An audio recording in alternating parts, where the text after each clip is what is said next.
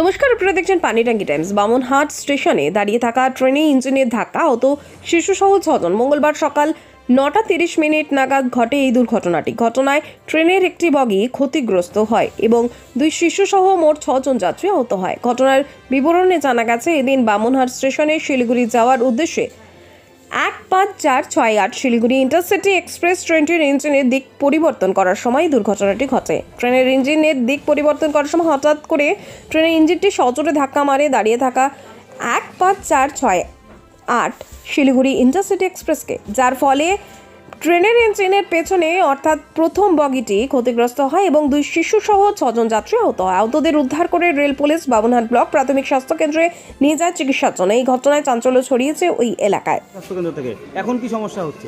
এখন তো পুরো ব্যথা, হাঁটতে পারি না। বাচ্চারাও তো বমি করতেছে, ওরা ওই যে বসে শুয়ে আছে তখন।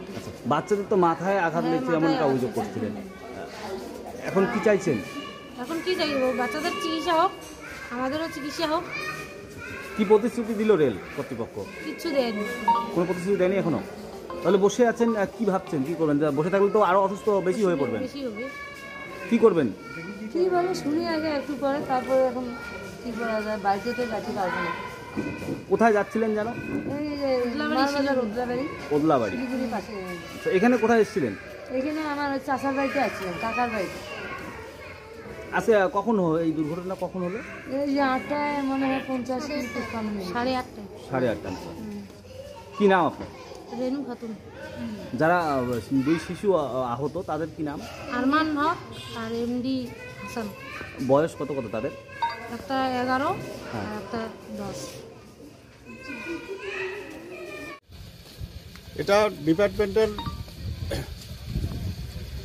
তদন্ত করে দেখা দরকার যে দোষটা মূলত কার। তবে আমি মনে করি এটা আজকের এই দুর্ঘটনায় মানে যারা ড্রাইভিংয়ে ছিল তারাই দোষী বলে মনে করছি। আপনারা কি চাচ্ছেন তদন্ত হোক? অবশ্যই তদন্ত হওয়া প্রয়োজন, কারণ এই ট্রেনের উপরে অনেক দূর দূরান্ত থেকে অনেক যাত্রী দিনহাটা এবং কুচবিহার, আলিপুর বিভিন্ন জায়গায় যায় এবং শিলিগুড়ি পর্যন্ত যায়। তারা আজকে যেতে পারলো না, অনেকেই বাড়ি ফিরে গেছে। আগামীতে যাতে এরকম না ঘটে তার জন্য রেলের ব্যবস্থাটা বিশেষ প্রয়োজন। আপনার নাম?